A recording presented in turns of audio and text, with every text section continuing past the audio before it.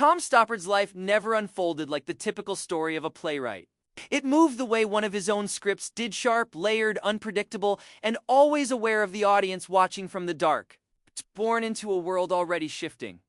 Beneath his feet, Stoppard spent his life writing about identity, chance, and the absurdity of human existence because he had lived those questions long before he ever put pen to paper. When news broke that he had died at 88, the theater world seemed to collectively exhale. A soft and stunned pause for the man whose words shaped generations of actors, directors, and dreamers. His breakout masterpiece, Rosencrantz and Guildenstern. Our Dead was not just a play, but a seismic shift in modern theater. By turning Hamlet's forgotten side characters into the center of the story, Stoppard created a global meditation on fate and free will, delivered with humor so sharp that audiences barely noticed the philosophy bleeding underneath it. Critics immediately understood that Stoppard was not merely talented, he was dangerous. He did not write plays. He detonated them, bending form, reshaping structure, and daring audiences to question everything they thought they knew. But Stoppard was never content with a single revolution. He kept rewriting the rules with works like Travesties, The Real Thing, Arcadia, The Coast of Utopia, and Leopoldstadt. Collecting Tony Awards like postcards from different eras of brilliance, he was always moving, always searching for the next intricate puzzle of language and humanity. Even Hollywood could not escape his orbit. His fingerprints appeared on films such as Brazil, Empire of the Sun, Anna Karenina, and most famously, Shakespeare in Love, where his mastery of dialogue earned him an Academy Award. Offstage, Stoppard was quieter and more reflective. But within his writing lived an entire universe of contradictions, witty yet melancholic, chaotic yet controlled, intellectual yet deeply human. Losing him feels like losing a guide through the strange corridors of art and life. And yet, like all great playwrights, he never truly leaves. His words remain waiting in the wings, ready to resurrect themselves night after night, generation after generation. Acclaimed playwright Tom Stoppard died at his home in England at the age of 88. He won an Oscar for his 1998 screenplay Shakespeare in Love and 5 Tony Awards for his work on Broadway. His agent said he will be remembered for his brilliance, humanity, and wit. Jimmy Cliff was not just a musician. He was a voice carved into the soul of Jamaica, a sound that carried across oceans, borders, and decades. When he died at 81, the world did not merely lose a reggae pioneer, it lost one of the architects of musical liberation. Cliff did not grow up wealthy or privileged. He came from the humblest corners of St. James Parish, where dreams were louder than opportunities. Even as a child, his voice did not ask for attention. It demanded it.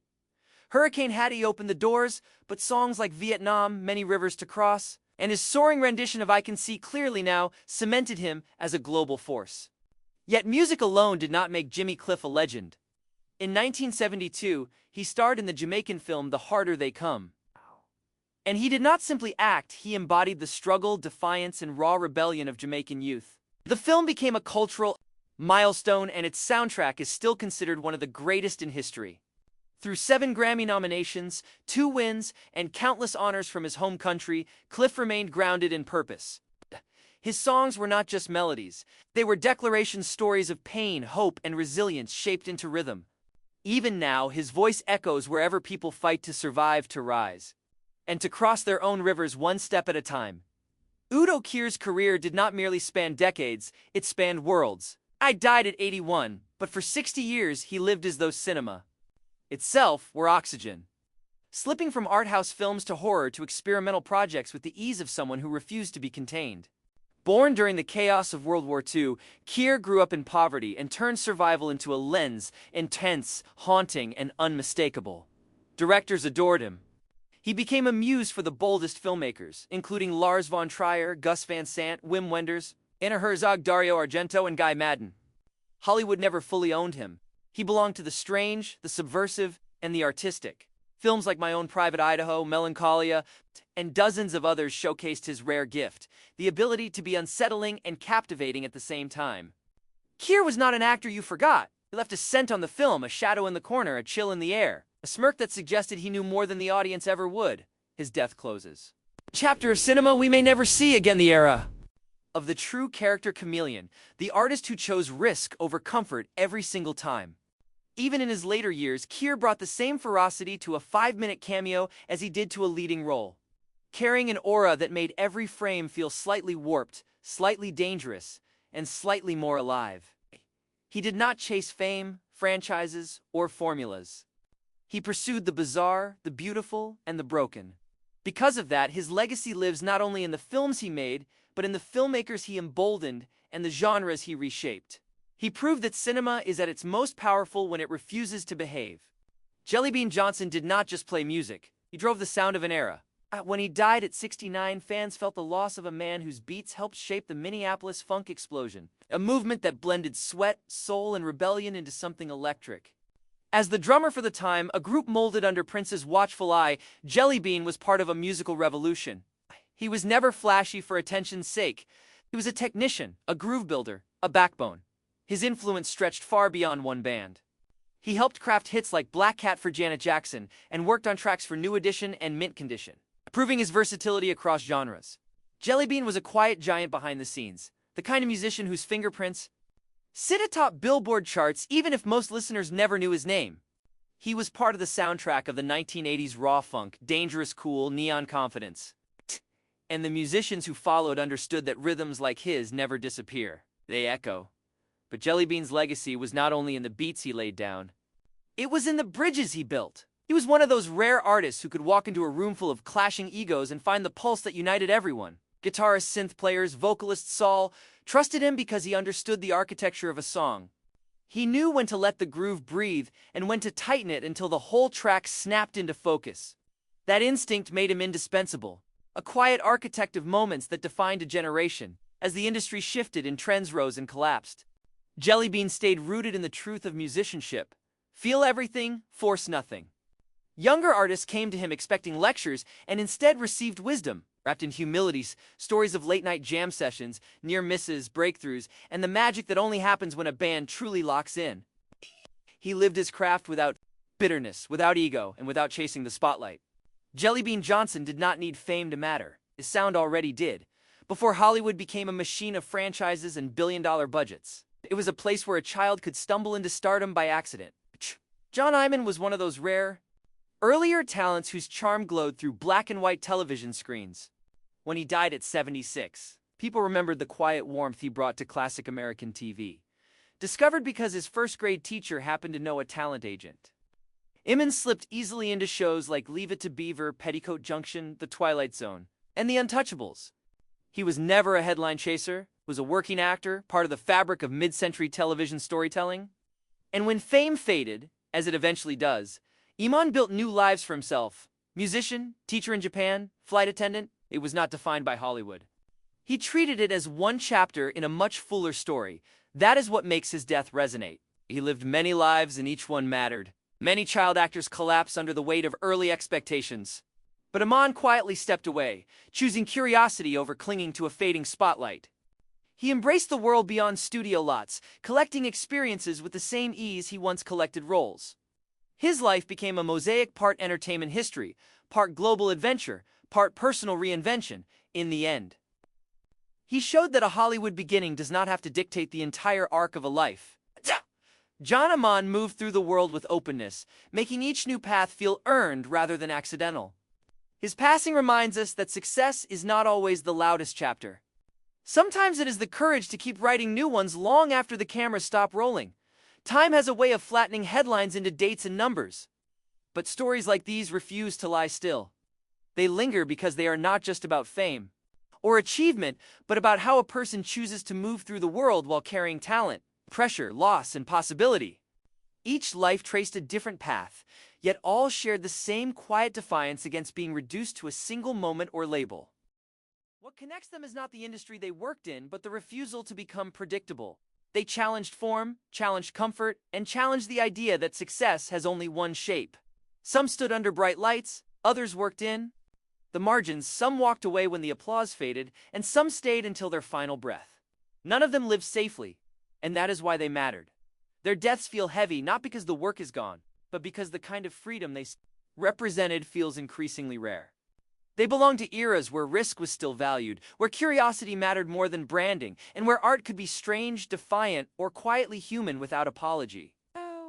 They remind us that influence does not always announce itself loudly. Sometimes it hides in a rhythm, a line of dialogue, a fleeting performance, or a choice to step away and live differently. What remains is not just a body of work, but permission. Permission for artists to take the long road to reinvent themselves. To resist being owned by one version of success, their legacies do not demand imitation, they invite courage. Courage to trust instinct, to choose substance over noise, and to understand that meaning is often built slowly out of persistence, rather than spectacle, and so these stories do not end in silence.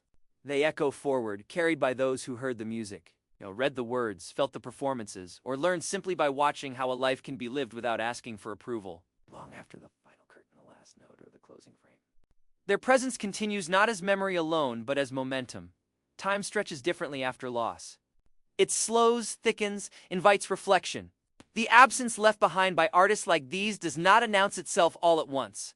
It seeps in gradually when a line of dialogue feels sharper than expected, when a rhythm sounds familiar without explanation. When a performance lingers longer than it should, their work becomes a quiet companion, resurfacing at unexpected moments, reminding us that influence rarely fades cleanly. It embeds itself into how we think, how we feel, how we create. There is a temptation, when speaking of legacy, to freeze people into monuments, to polish them into certainty. But what made these lives meaningful was never certainty. It was motion. They evolved, contradicted themselves, surprised even those who followed them closely. They did not arrive fully formed and stay there. They changed because the world changed, because they changed, because curiosity demanded it. Their refusal to become static is what keeps their work alive. Art that does not move eventually calcifies. Theirs never did. They also remind us that mastery does not require loudness. Some reshaped entire movements without chasing attention. Others stood in the spotlight yet used it as a tool rather than a destination. There's a quiet confidence in knowing the work will speak for itself, in trusting craft over spectacle, in choosing depth when speed would have been easier. That confidence is rare and it is costly. It demands patience, self-knowledge, and the willingness to be misunderstood. For long stretches of time, failure too played its part. None of these lives unfolded without detours, disappointments, or moments where the future narrowed instead of expanding. But failure was never treated as an ending. It became texture. It informed tone. It sharpened instinct. In a culture obsessed with uninterrupted ascent, their stories insist on something truer. That resilience is not about avoiding collapse, but about learning how to stand again without losing integrity. That lesson is woven quietly through everything they left behind. There is also something instructive in how they aged. Aging in creative industries is often framed as a problem to be solved, a decline to be disguised. But these figures carried their years openly. Experience deepened their work rather than dulling it. The edges changed, the urgency shifted, but the core remained intact. They proved that relevance does not belong exclusively to the young. It belongs to those who continue to look closely, listen carefully, and remain willing to learn. Offered was not just entertainment or provocation, but companionship. For audiences navigating confusion, ambition, displacement, or reinvention, their work provided mirrors and doorways. It said, "You are not alone in questioning this. You are not strange for feeling that. There is room for complexity here." That kind of validation cannot be measured in awards or numbers. It is felt privately, often long after the applause has faded. Their stories also challenge the myth that greatness requires singular focus to the exclusion of everything else. Some stepped away. Some reinvented themselves outside their original field. Some lived multiple lives in sequence, refusing to let one chapter define the rest. That flexibility is not weakness, it is strength. It takes courage to walk away from what the world already applauds in order to explore something unknown. In doing so, they expanded the definition of success itself. As time passes, new generations will encounter their work without the weight of context, without knowing the battles that surrounded its creation. That is, as it should be. Art must be allowed to outgrow its maker. Yet even stripped of biography, the work will carry an unmistakable signature, a rhythm, tension, a way of seeing. That is how you know it came from someone who lived attentively, who paid close attention to contradiction and possibility. Their passing also leaves a question hanging in the air. What kind of culture do we want to build next? One that rewards sameness and speed, or one that allows space for risk, patience, and depth? Their lives quietly argue for the latter, not through manifestos but through example. Through careers that unfolded over decades rather than cycles. Through choices that prioritize meaning over momentum, grief in this context becomes something more than sadness. It becomes recognition. Recognition of how much these voices shaped our inner landscapes. How they helped define eras not just stylistically but emotionally. How they gave form to thoughts we did not yet have language for. To grieve them is to acknowledge that we were changed by encountering their work, even if we never realized it at the time, and still the story does not end with absence. It continues in rehearsal rooms, in studios, in classrooms. Quiet moments where someone chooses the harder, truer path because they once saw it modeled. Instead of the trend when an actor chooses depth over safety, these are not accidents, they're inheritances. Legacy, then, is not about preservation alone. It is about activation. Their work does not ask to be admired from a distance. It asks to be engaged with, argued with, reinterpreted, challenged. It invites participation. Each generation will find something different within it because each generation brings new questions. That elasticity is the mark of lasting art. In the end, what remains is a sense of gratitude. Gratitude for lives lived with intention, even when the path was unclear. Gratitude for work that trusted audiences to think, feel, and sit with discomfort. Gratitude for the reminder that art at its best does not provide answers so much as it sharpens our ability to ask better questions. They are gone, yes. But disappearance is not the same as erasure. Their voices continue to speak, not loudly, not insistently, but with confidence earned over time. They speak in echoes, in instincts, in the quiet assurance that originality still matters. Long as someone is willing to listen, to take a risk, to refuse the easy route, those voices will never truly fall silent, and perhaps that is the most enduring gift they leave behind. A recalibration of what it means to matter. Not every contribution announces itself in real time. Some take years to be understood, decades to be fully absorbed. Influence often works underground, moving quietly through conversations, classrooms, rehearsal spaces, and late-night listening sessions. By the time it surfaces, it no longer belongs to one person. It has become part of the culture's bloodstream. There is comfort in knowing that art does not obey the finality of death. A body of work is not a closed book, it is a living system. It reacts differently depending on who encounters it and when. A line once dismissed becomes prophetic. A performance once overlooked becomes essential. Meaning shifts as the world shifts. In that way, the artists themselves continue to evolve long after they are gone. Carried forward by changing perspectives and new CIES. What is often forgotten is how much courage it takes to create honestly in the first place, to stand behind ideas that may not be immediately understood, to trust intelligence in an age that often rewards simplification, to risk being labeled difficult, strange, or out of step. These lives demonstrate that courage does not always look heroic. Sometimes it looks like persistence. Sometimes it looks like restraint. Sometimes it looks like walking away from applause to protect the integrity of the work. Their stories also expose a quieter truth, that greatness is rarely a straight line. It is shaped by interruptions, by external forces, by chance encounters and missed opportunities. The mythology of flawless genius collapses when faced with real lives that include doubt, compromise, and reinvention. And that collapse is liberating. It makes room for more people to imagine themselves as contributors, not because they are perfect, but because they are willing to stay engaged. In remembering them, we are also reminded of our role as witnesses. Art does not exist in isolation.